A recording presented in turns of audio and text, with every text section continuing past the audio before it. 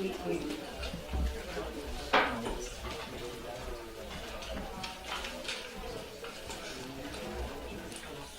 on commence.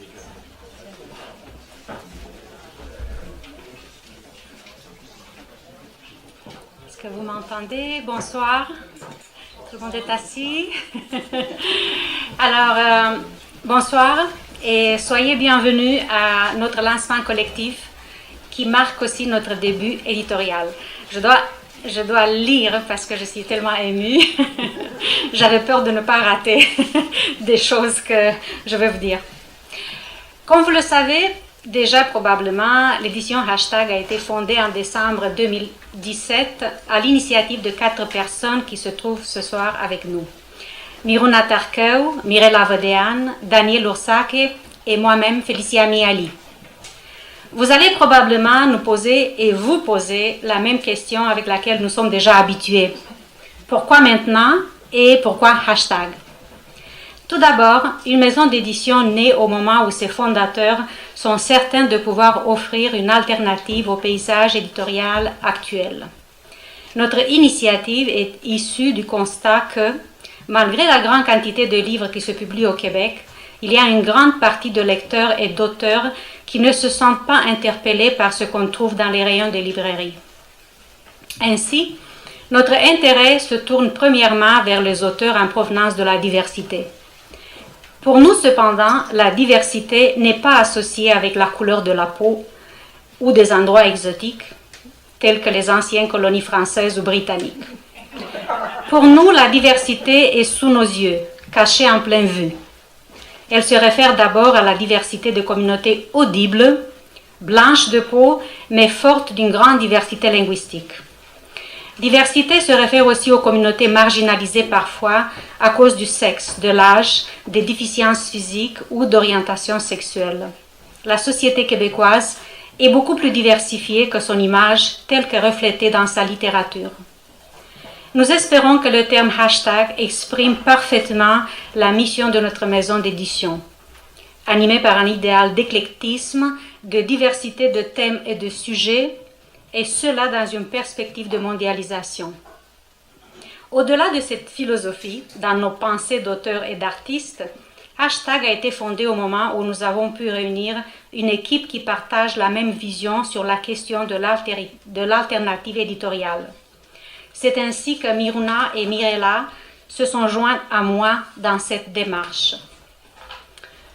Last but not least, une maison d'édition est fondée lorsqu'elle peut compter dans son équipe un bon graphiste qui sait répondre à cette demande d'exceptionnalité. Édition Hashtag est fière de vous présenter d'abord Daniel Ursake,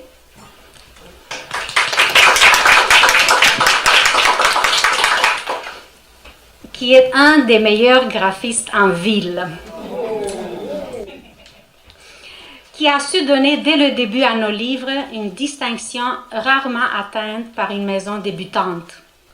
Ceci n'est pas seulement l'opinion de notre équipe, mais celle de Gallimard Diffuseur, qui est dorénavant notre diffuseur officiel.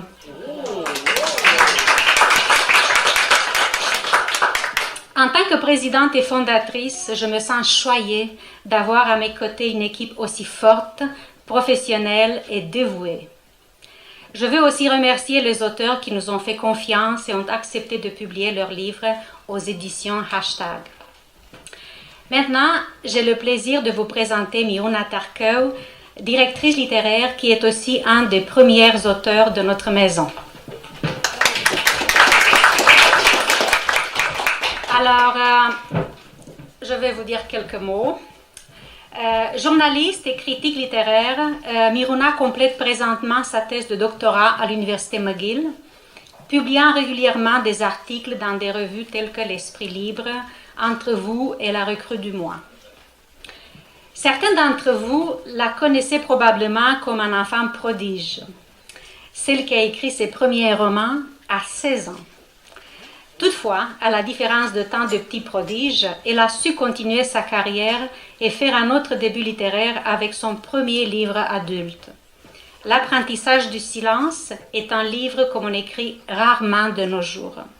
C'est un des livres qui ne révèle pleinement son sens qu'à la fin, lorsque le lecteur est brusquement relancé au début pour revivre l'histoire. C'est un livre écrit avec un main de maître, à l'aise avec l'histoire, la géographie, le sens de l'injustice qui nous habite devant autant de slogans vides de sens comme la libération de la femme ou l'égalité des minorités. Somme toute, le livre de Miruna remonte à l'origine de ces injustices à travers un couple qui représente une sorte d'archétype du couple biblique. Élisabeth et David sont Adam et Ève de nos jours qui refusent de vieillir. Maintenant, je vais inviter Miruna Tarkeu vous dire quelques mots et aussi présenter notre premier auteur, notre poète Sébastien Aymon. Mais j'anticipe pas. Merci Félicia. Des formations professionnelles, moi aussi j'ai une feuille de papier parce que je voulais pas oublier les détails importants.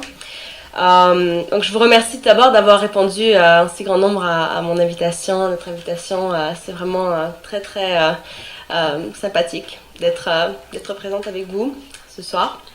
C'est avec un grand plaisir que je vais vous toucher à mon tour quelques mots sur mon expérience au sein de l'équipe Hashtag et plus particulièrement sur l'accompagnement éditorial que j'ai offert à Sébastien Aymon, qui n'en est pas à sa première expérience dans le monde littéraire, même s'il s'agit de sa première publication. Comme vous le savez peut-être, Sébastien fait partie du collectif Ramen, qui organise de nombreuses activités littéraires dans la ville de Québec. Ce groupe a pour double mission de démystifier le processus de création poétique pour faire de la poésie un art vivant, en réactivant sa dimension performative à travers des performances et des micros ouverts, et de donner plus de visibilité à la communauté LGBTQ+, dont la représentation médiatique est, disons-le, marginale, du moins en ce qui concerne l'industrie du livre sur l'ensemble du territoire du Québec. Quand Sébastien nous a fait parvenir son manuscrit par courriel, on ignorait encore que les éditions Hashtag auraient une collection de poésie. Félicia m'avait suggéré de commencer par offrir un accompagnement éditorial à des romanciers ou à des romancières, parce qu'il s'agit du genre avec lequel nous avons le plus d'expérience. Nous sommes toutes les deux autrices de romans. Je suis cependant très contente d'avoir pris le réflexe d'examiner systématiquement toutes les propositions que je reçois par courriel, même si les manuscrits qu'on nous envoie parfois ne correspondent pas forcément à nos attentes ou à ce qu'on recherche. En ouvrant le manuscrit de Sébastien, une phrase de Marcel Proust m'est venue en tête. Les beaux livres sont écrits dans une langue étrangère. Je crois qu'il s'agit là d'une des meilleures manières dont on pourrait décrire le sentiment que l'on ressent quand on découvre le style d'un auteur ou d'une autrice pour la première fois. La première qualité des textes littéraires est de jeter un regard nouveau sur le monde à travers un langage qu'on maîtrise, mais qu'on ne songerait jamais à employer à l'écrit ou à l'oral dans ce qu'on appelle communément le style d'un romancier ou d'une romancière, d'un poète ou d'une poétesse. C'est la singularité de la voix narrative qui importe avant tout dans la sélection d'un manuscrit, et celle de Sébastien Aymon témoigne déjà d'une grande maîtrise de la langue étrangère dont Hashtag Mon âme nous propose de découvrir la grammaire et le vocabulaire. Ce recueil de poèmes se distingue tout d'abord par son grand éclectisme, qui est aussi une caractéristique de notre maison d'édition. Pourvu d'un lyrisme discret qui transforme les parties intimes en fleurs, son texte est fortement marqué par des fluctuations de ton et de niveau de langage qui nous empêchent de nous créer un horizon d'attente, qui fait en sorte qu'on aurait une attente par rapport aux pages qui suivent, qui serait confirmée par la lecture des pages précédentes. Si les références à l'univers gore des films post-apocalyptiques qui sont constantes et forment l'un des fils directeurs de ce premier recueil, les poèmes de Sébastien Aymon se font écho les uns aux autres sans créer un effet de redondance ou de répétition. On y découvre des personnages qui vivent leurs premières expériences de la sexualité en traversant une adolescence tumultueuse. Les souvenirs de la voix narrative remontent jusqu'à la cour d'école pour s'arrêter au seuil de l'âge adulte, après avoir fait l'expérience d'un premier deuil. Avant de vous laisser découvrir cette œuvre par vous-même, je vais vous lire un poème qui reflète particulièrement bien la démarche d'écriture de Sébastien et surtout sa singularité. Je trouve à la page 13, ce qui est bien avec l'univers gore. Et si ces poèmes avaient des titres, ce qui n'est pas le cas, ils se nommeraient sans doute Parties intimes.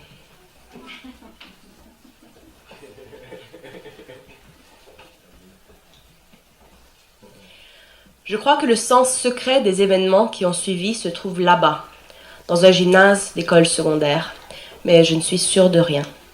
Il y a cet instant charnière. Je me souviens du premier cours d'escalade sur le mur prévu à cet effet, ce moment où le prof expliquait comment gérer les sangles de la ceinture, de sorte que les parties intimes soient moins apparentes, ce qui les amplifia devant toute la classe. Parties intimes. Leur présence toute virile remplissait l'espace comme un relent floral, et je crois que c'est là que j'ai pris pleine conscience du genre spécifique de fleurs qui remplissait mon short de sport. C'en était trop, une partie de moi est allée se loger à tout jamais dans les poutres du plafond de ce bon vieux gymnase d'école pour ne jamais en redescendre. Et c'est bien l'ennui, j'ai le vertige, j'ai peur d'en redescendre. Surtout que le plafond s'élève de plus en plus haut à mesure que les années passent et que le saut libérateur apparaît de plus en plus suicidaire.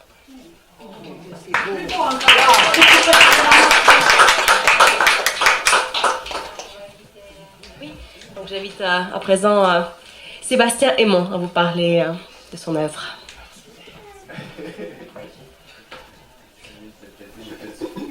Ah oui.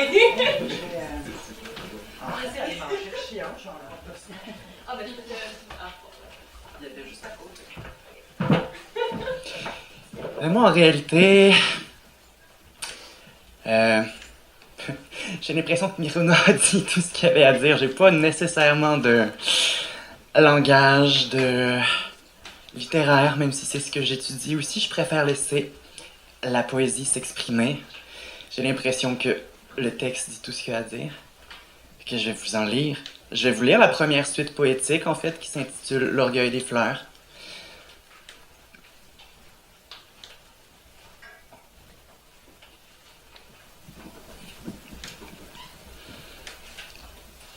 Dès le début, j'ai été une princesse en attente de son couronnement. Mais les choses se sont pas présentées aussi facilement qu'on aurait pu l'espérer. À commencer par la pousse des poils. Les spectateurs criblés par les tessons de ma voix mutante. C'était mon premier show de théâtre. La gueule de ceux qui s'y attendaient, qui disaient « Enfin, il était temps », comme si les choses suivaient leur cours immuable.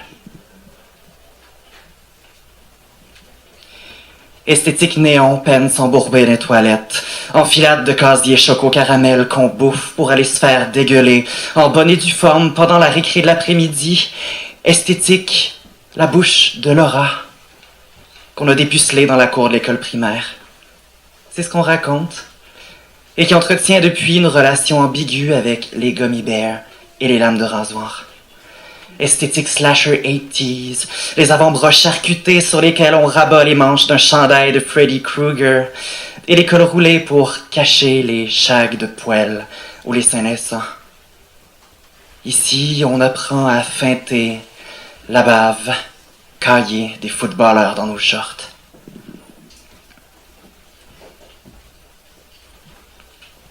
Pour faire suite au poème lu par Miruna. Elle a fait vraiment honneur, m'est ta vie.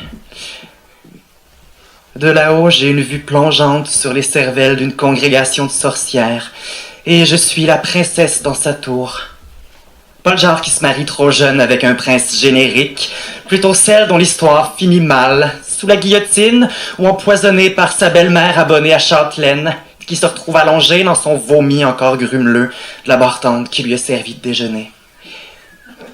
Je suis un conte dont on se sert pour prévenir l'anorexie chez les jeunes filles. Leur démarche nonchalante, leur grand manteau, leur désir d'être puissant, supérieur, d'avoir raison, leur beauté sauvage et désinvolte, leur mâchoire forte, les ronds de sueur sous leurs aisselles, leurs épaules gonflées. Je trébuche dans mon regard qui tend les pieds. Si gît un enfant noyé dans la cuvette, un carnet aux pages gribouillées de cœur ouvert à ses pieds. Au milieu des douches, les gars comparent leurs mensurations, érigées comme des points d'exclamation dans la puberté des bibles hérétiques. Les poignets font des psychoses en slow motion, pendant que l'eau lentement s'agglutine. Serviette humide de nos prénoms sanguinolents, vapeur mammiférienne, asphyxie des glandes polymorphes. Une meute de hyènes pour enfermer nos I love you dans le placard du concierge. L'homospasme essentiel se déploie dans la moiteur des cahiers lignés. La masculinité ne sert qu'à attiser le désir. Hashtag mon âme. Après, un germe de toute puissance émerge dans les sillons d'eau savonneuse. Le corps est faible, s'apprête à éclore. Nos pas sont engloutis. On perd contrôle de sa peau, de ses débris. Ma gorge, comme autoroute pavée de lèvres sur vos bites en crissement de pneus. Je lèche l'eau sucrée sur la plante de vos pieds. Espère en contre-plongée l'échancrure des pubis. J'ai toujours vu clair dans vos rues sinueuses. Les garçons stupéfaits regardent la tige des plantes s'enrouler autour des cuisses, les feuilles apparaître contre les chevilles. La stupeur se mêle au fracas du carrelage insoutenable. Les poils dessinent des savanes sur les torses à peine développés. L'heure s'époumonne sous la douche, exige sa naissance dans l'orgueil des fleurs. Il suffit d'exister à travers toutes les serviettes qui tombent dans le jeu des regards interdits. C'est l'idée même de la métamorphose qui soulève nos présences. Carrie n'est pas allée au bal cette année-là. On a effacé le sang. Rien ne bougeait, ni les pantoufles exsangues avilies par mille pardons subséquents, ni mes pieds bêtement nus sur un seul enduit d'hypostase coïtale. Après, j'ai rincé mon âme, pris mon sac, me suis regardé partir. Merci beaucoup.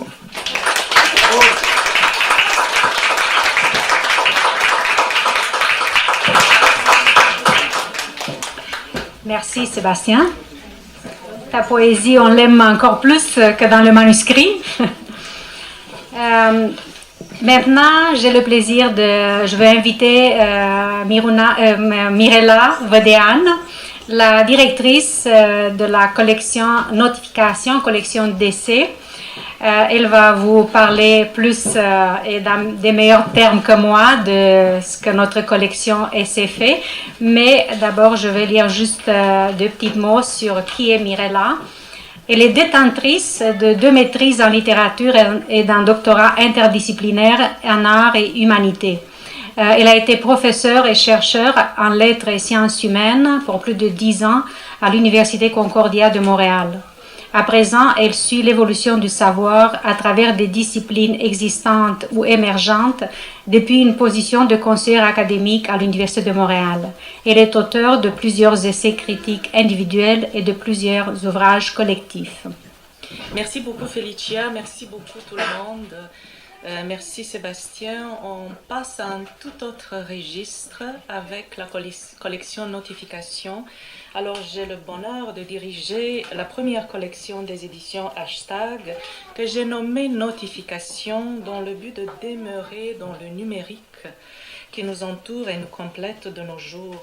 Alors notification donc comme dans nos réseaux sociaux, comme vous le savez, pour nous avertir que nous avons quelque chose à vous dire, quelque chose d'autre, quelque chose de différent. Cette fois-ci, la cloche sonne pour un nouvel essai. Le genre de l'essai est celui de la collection Notification et se développe à présent sur 2 axes. Un essai rendu accessible au grand public sur des sujets d'exception comme celui de la conversion. Un deuxième axe, des essais d'écriture sur le vécu, sur des épisodes de vie réels, sur des perceptions. Et dans les 2 cas, évidemment, la mission unique que Notification se donne est de présenter au public des textes qui charment, qui titillent la pensée, qui l'enrichissent. Alors j'ai le grand plaisir de vous présenter un premier essai de la collection Notification, Écrire, se convertir, qui est signé par Sarah Danielle Michaud.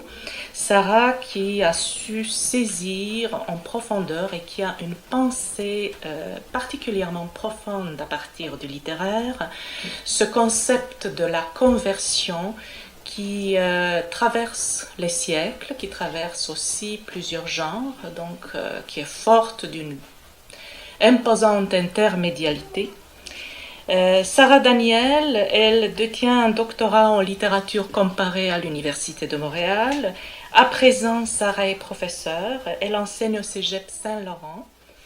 Ses recherches doctorales et postdoctorales l'ont amenée à étudier la pensée littéraire comme phénomène spirituel. Elle a publié en 2013 un essai sur Cioran, Cioran et le sacré dans l'écriture chez XYZ Éditeur. Et notre présent essai, Écrire se convertir, est tiré de ses réflexions postdoctorales sur l'écriture de la conversion.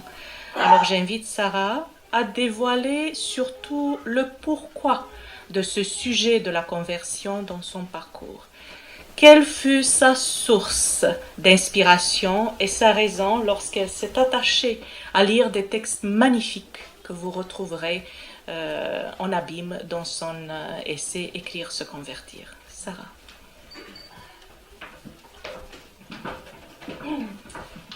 Bonjour. D'abord, je voudrais remercier Mireia et Félicia d'avoir accepté de publier mon petit essai, un court essai. Merci. Bon. Remercier également Daniel. Je trouve qu'il a fait un très beau travail, très pur, très simple aussi sur la collection des essais.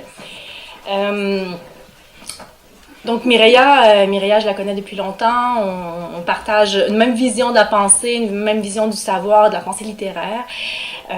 Donc ça me fait très plaisir de publier avec vous, je me sens en terrain ami. Donc pour répondre à ta question, cette idée de la conversion dans la littérature m'obsède depuis longtemps, depuis que j'ai travaillé sur Cioran, en fait. Hein, donc, on se connaît depuis longtemps. Elle sait que je travaillais sur Cioran avant. Cioran est pour moi un auteur qui a cherché à se convertir toute sa vie. Il a cherché le sacré toute sa vie, il ne l'a pas trouvé. C'est ce qui fait la richesse de son écriture, le fait qu'il ne l'ait pas trouvé.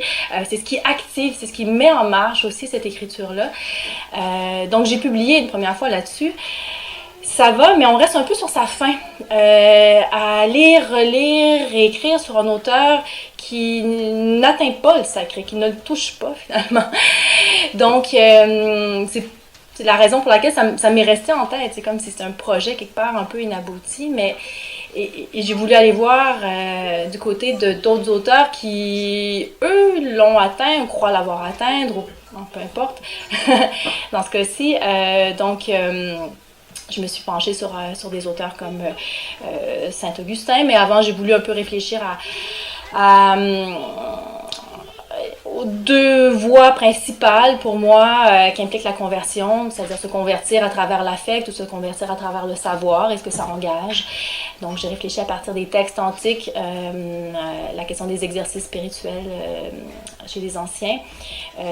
Ensuite, je me suis penchée sur Saint-Augustin qui notoirement connu pour s'être converti. Et puis ensuite, je me suis intéressée plutôt aux mystiques, aux écrits mystiques. Sans vous faire la liste de ce à travers quoi je suis passée, c'est un peu le cheminement de ma pensée de réfléchir à ceux qui réellement se sont convertis, qui ont pensé le faire. Et ce que j'ai trouvé au final, c'est encore le même rapport à l'écriture que j'avais trouvé chez Cioran. Donc, c'est des conversions qui, dans chacun des cas, mettent en marche et se mettent en marche aussi à partir de l'écriture. Donc, ce rôle central-là est revenu dans cette réflexion-là. Donc, sans que je l'ai vraiment envisagé au départ, ça a été quand même ça le leitmotiv quand même de la réflexion, de l'essai. Donc, c'est un essai qui met en jeu la question de la conversion en lien, encore une fois, avec l'écriture. J'envisage peut-être de poursuivre, de donner une suite, on en a parlé avec Mireia aussi, de donner une suite à ça et de peut-être laisser de côté la question de l'écriture pour aller vers d'autres formes de conversion. Donc je vous en dis pas plus, l'essai n'est pas écrit, donc ça sert à rien. Il est seulement dans ma tête parce que pour moi c'est vraiment... c'est un texte qui a été écrit il y a quelques années et le fait de le publier maintenant, ça me donne aussi l'envie d'y revenir à ce sujet-là qui est vraiment, pour moi, non résolu. C'est-à-dire, je dois être comme Cioran, quelque part, je cherche toujours quelque chose que je n'atteins jamais. Donc voilà. Oui, heureusement. C'est ce qui fait écrire, hein, c'est ça.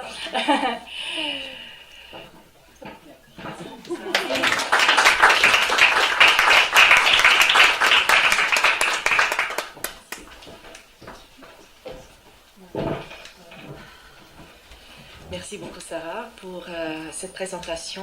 Alors nous vous invitons à découvrir Laisser écrire, se convertir de la collection Notification. J'ai le grand bonheur de présenter Felicia. Alors, née en Roumanie, Felicia Miali vit au Québec depuis l'an 2000. Depuis, elle a publié 7 romans en français et 2 en anglais. En parallèle, en fait, elle est auteure de plusieurs romans parce qu'elle a publié auparavant en roumain aussi. En parallèle, elle a fait des études à l'Université de Montréal où elle a obtenu une première maîtrise en littérature comparée, une deuxième maîtrise en histoire, choses qui ne l'ont pas empêchée d'écrire, bien au contraire, ça a alimenté beaucoup sa réflexion. À présent, Felicia continue à écrire en français, en anglais, en même temps qu'elle enseigne comme professeure d'histoire au niveau secondaire. Et plus récemment, Felicia dirige aussi la maison d'édition Hashtag, ce qui est un très respectable engagement vers la littérature et la société pour laquelle nous applaudissons Felicia de tout cœur.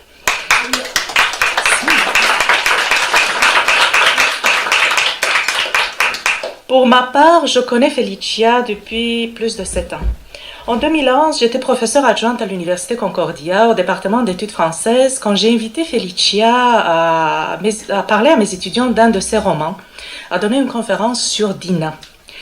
Depuis, nous ne nous sommes plus quittés. Et ce qui cimente notre amitié est la littérature, évidemment. C'est à travers la littérature, l'écriture, que nous nous revoyons dans le monde, dans la réalité telle qu'elle est devenue pour chacune d'entre nous. J'ai lu certes tous les livres de Felicia. Quelques-uns, je les ai lus en français, en anglais, parfois même j'ai réussi à lui offrir ma critique, chose difficile entre amis proches, affaire de distance.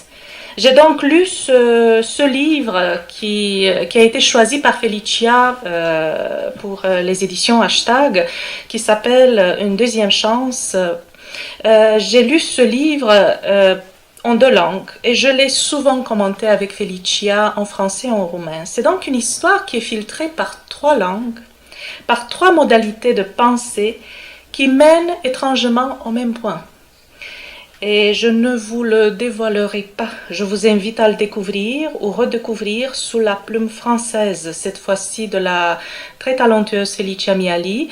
Et je vais l'inviter à dire quelques mots sur l'intention de ce livre chez Hashtag et sur l'essence mondialisée d'une deuxième chance. Merci Felicia.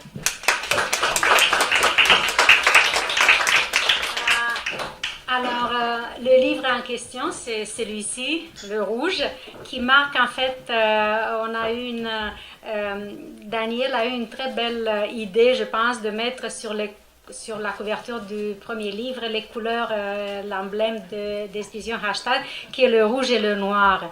En fait, une des raisons pour lesquelles j'ai tout de suite pensé à Daniel comme notre graphiste, c'est parce que j'aime beaucoup son travail d'artiste, où le rouge et le noir sont des couleurs de préférence très présentes dans tout ce qu'il fait.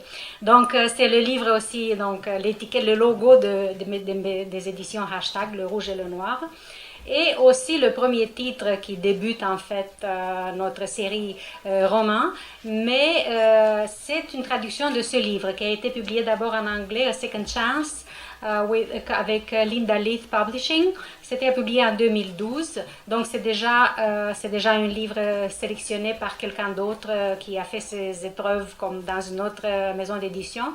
Et j'ai choisi de le traduire moi-même pour édition Hashtag. Un processus qui est assez ardu, disons. Lorsqu'un auteur intervient dans son œuvre, il y a beaucoup de questionnements. Qu'est-ce qu'il faut changer? Qu'est-ce qu'il faut garder? Est-ce que c'est vraiment de la traduction? Est-ce que l'auto-traduction peut être vraiment considérée de la traduction ou peut-être une sorte de réécriture créative? Ce que je pense plutôt de ce côté-ci. Je pense qu'il y a beaucoup d'inférences, beaucoup de changements, mais pour le bien du livre. Je pense que c'est toujours la deuxième variante, c'est toujours meilleur que la première, juste pour le fait que l'auteur a vieilli. Peut-être il est plus professionnel, puis il sait comment arrondir les angles. Entre-temps, sa vision a changé, le monde a changé. Peut-être que ses idées ne sont plus actuelles, donc c'est peut-être son devoir de les changer. Donc, le livre, de quoi ça parle? C'est un livre domestique. J'ai eu beaucoup de difficultés à décrire en 2012 la variante anglaise. Ça a été pour moi assez difficile de parler de ce livre parce que le monde n'était pas vraiment habitué de ce type d'écriture qui se penche sur la vie quotidienne. Qu'est-ce qui fait notre vie? Est-ce qu'un livre devait parler des grands exploits héroïques, les faits grandioses, ou peut-être notre vie quotidienne est aussi héroïque que les exploits des chevaliers? Moi, je suis quelqu'un qui aime la maison, qui aime cuisiner, je suis assez domestique, un animal domestique, disons. J'aime toujours rester, j'aime pas les vacances, j'aime pas sortir au restaurant, j'aime rester chez moi, faire la bouffe, en tout cas. Et j'ai essayé de parler de cette vie qui me préoccupe en fait beaucoup plus que les idées nobles, ou combien de temps dans la journée on passe à penser aux grandes philosophies, ou plutôt à qu'est-ce qu'on mange au souper, ou est-ce qu'on a la lessive, est-ce que l'enfant a sa boîte à lunch. Donc c'est un ode, si vous voulez, un poème dédié au quotidien. Ça parle en même temps de vieillesse, de maladie. Il s'agit de l'histoire d'un couple assez heureux qui, à un certain point, à 50 ans, le mari souffre d'une attaque cérébrale qui le ramène à l'intelligence de quelqu'un de 8 ans. Ça peut être le rêve de toute femme, que le mari soit moins actif dans le ménage. Donc, je ramenais le partenaire dans l'enfance, disons, où il est plus contrôlable et facile à contrôler. Mais en même temps, on parle de la manière dont une femme trouve la manière de dépasser la maladie, puis considérer son mari comme un être à temps plein. Le fait qu'il y a comme quelque chose sur ton cerveau ou dans ton corps, ça ne te transforme pas dans quelqu'un moins digne d'attention, ou t'es pas un déchet. Donc, j'ai été c'est inspiré d'un cas réel en fait, et ça m'a impressionné la manière dont une de nos amies a passé à travers cette expérience. Je l'ai trouvé vraiment digne d'admiration. Et en deuxième lieu, il s'agit de l'immigration heureuse, parce que peut-être dans la littérature, ce qu'on véhicule d'abord, ou plus souvent, c'est une image des immigrants qui mènent une vie, qui ont une vie misérable, qui vivent dans des logements insalubres avec des rats. Il y a aussi une immigration heureuse, une classe moyenne canadienne. Je ne sais pas si c'est dans le bon terme, mais j'ai toute l'estime pour ces gens qui viennent avec 2 valises et puis qui réussissent à refaire leur vie, acheter une maison, avoir un emploi, mettre les enfants à l'école. Je trouve que c'est quelque chose que ça demande beaucoup d'efforts, beaucoup de travail, beaucoup de dédicaces. Et je voulais parler de cette immigration heureuse. Ce qui est le cas. Beaucoup de amis qui sont ici font partie de et sont aussi la source d'inspiration de mon roman. Donc, je vous invite simplement à le lire. C'est un petit bouquin qui se lit facilement. Il y a pas, mais gardez-vous pour la fin, parce que même si vous avez l'impression que l'histoire, il y a à la fin quelque chose qui va vous troubler. Au moins, je l'espère. Alors, c'est ici que c'est fini notre présentation, mais on vous invite de rester avec nous, prendre un verre, manger, échanger avec les auteurs, avec l'équipe. Les livres sont là, puis on est très content de vous voir en grand nombre.